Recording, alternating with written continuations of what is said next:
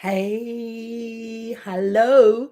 Let's talk about how you set yourself up to fail with food. Why is it that you end up going face down in chocolate cake?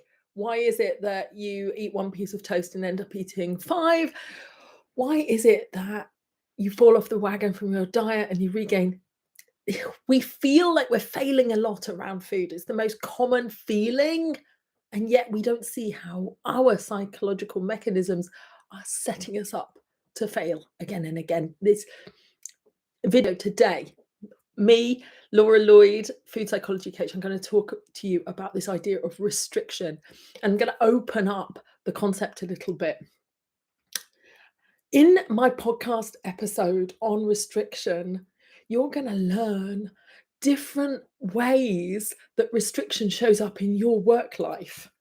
I know that sounds funny because when we think about restrictive eating, we often just think about trying to live on 1,200 calories a day or trying to put less food on our plate. And for most of us, that is our first experience and most immediate experience of restriction, trying to literally physically restrict the food intake of a diet, right? And for this reason, the anti-diet movement is very keen on dismantling diet mentality and looking at all the ways that you have good and bad thinking around food. And when you think that certain foods are bad, you think they're off limits and they become incredibly alluring. I still have a sort of a magnetic pull towards a bunch of foods that I have considered to be off limits over the years. And some of them are even quite ordinary foods like bread and butter and potatoes, of all things. Like, so, and you probably have that too, right? When you think about, oh, what foods do I think? Oh, I probably shouldn't. I would only eat that as an exception. I wouldn't cook that for myself, that kind of thing. So that's the most obvious kind of restriction. And of course, diets do include a lot of parameters, right? Do have this, but most of all, don't have this.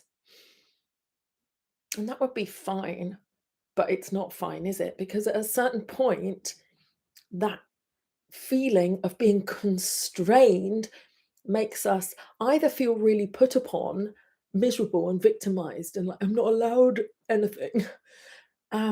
Or it gives a backlash. Have you ever had that experience where you eat one of something and then the floodgates open, and then afterwards you tell yourself it was that food, and you think, I just can't trust myself around that food. And if you've got into a binge eating situation, you probably feel like you can't trust yourself around rather a lot of food. That's how I felt when I've been binge eating for 7 years. I felt like I couldn't eat anything normally.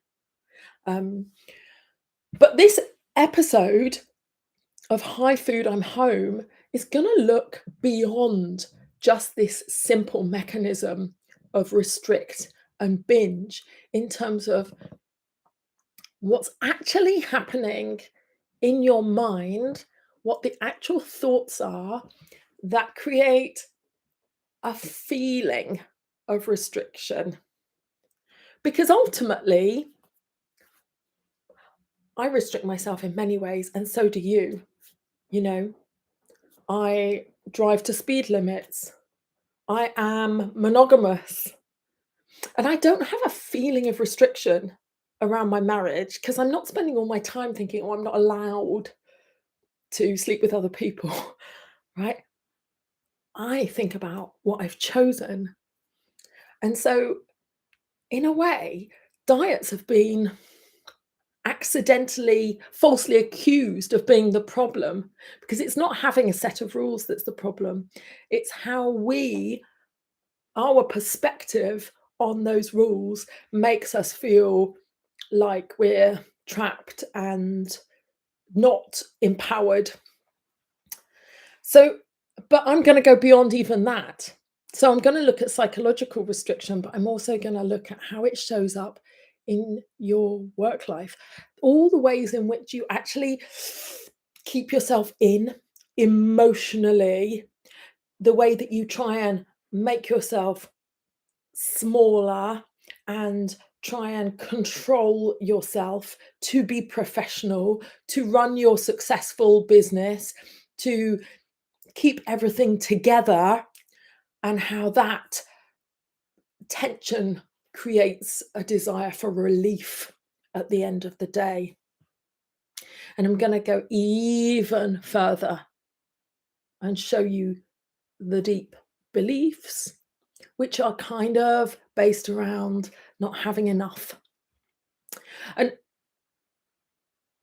and so when we look at the diet industry and we wave our fist at the diet industry, I think we're really focusing on the wrong place. And this episode is going to help you focus on the places where you have the power to change things. That is a multi-billion-dollar industry.